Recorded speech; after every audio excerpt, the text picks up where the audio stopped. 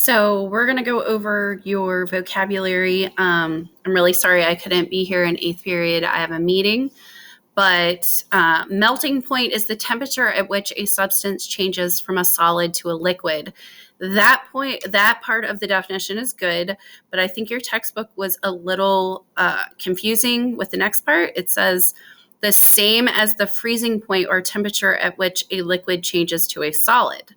What that basically means, even though it's not very well put, is that every substance has a very specific melting point and freezing point. So everything on Earth has that. Some examples for melting point are a chocolate bar melting. In other words, it's changing from a solid to a liquid.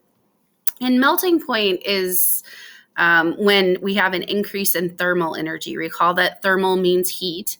And when that happens, we have liquid particles having more thermal energy than solids of the same substance. So for example, with your chocolate bar, a solid chocolate bar does not have, the particles of the chocolate bar do not have more thermal energy. However, as it melts, the particles in the chocolate bar gain energy. The next word is freezing point, and this is the temperature at which a liquid freezes. When this happens, we have a decrease in thermal energy, and the molecules or particles in the substance are moving more slowly and may become fixed in place. Once they aren't moving very fast and they're fixed in place, this is when we have a solid that forms. Boiling point is the temperature at which a liquid boils. And this is very closely related to vaporization, which we will talk about here in a minute. But vaporization takes place both below and at the surface of a liquid. So for example, as soup boils, the vaporized soup molecules form bubbles below the surface. It's not just happening at the top. The bubbles will rise and break the surface of the liquid. So that's when you see the bubbles kind of popping on the surface. So boiling point is what causes vaporization to start.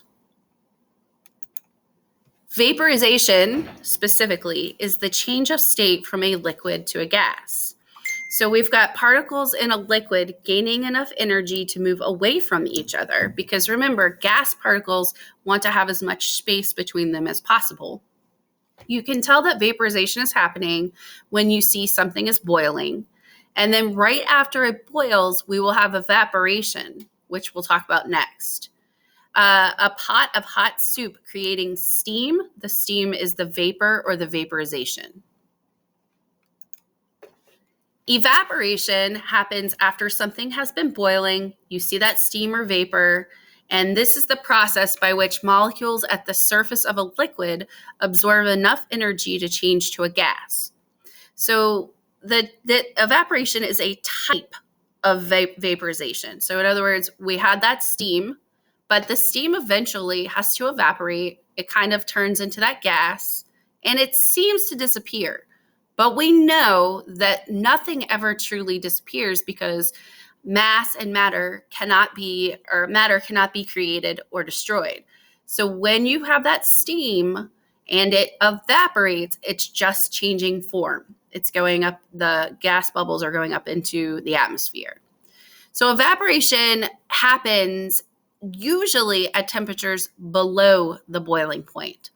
And this confused me at first because I felt like if you need boiling to cause vapor and evaporation, how would evaporation happen below the boiling point? Well, think about how the pot is bubbling.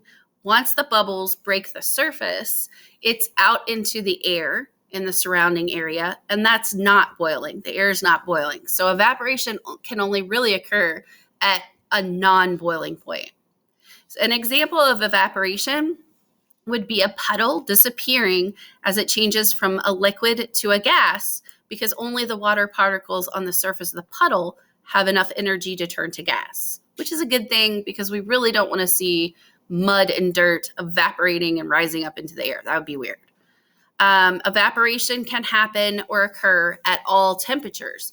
So for example, if you've ever had a tray of ice in your freezer for so long that it seems to shrink or disappear, That is the water in the ice cubes evaporating.